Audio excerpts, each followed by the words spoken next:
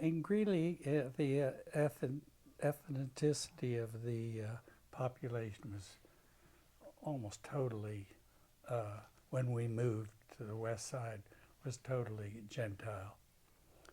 We lived among, the college was real close by, a lot of professors and others, and all my friends were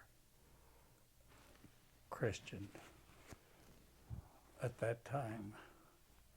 In fact, I didn't know, other than when I came into Denver, I really hadn't been, even though it sounds like an oxymoron that we were the most traditional of the bunch, and yet I was with Gentile friends all the time, totally.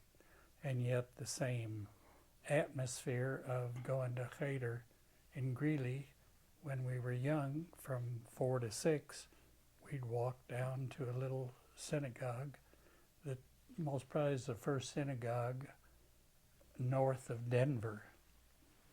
The only synagogues outside of Denver to Cheyenne or Colorado in total were Trinidad, Pueblo, and the one near Canyon City, where they had a Jewish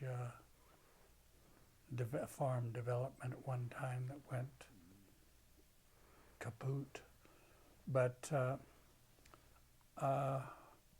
we got along famously with them. You're always going to run into somebody with anti-Semitic background, and the basic is, in those towns, they're basically German or Swedish backgrounds. But the farms we had were almost all German tenants, and we got along great with them.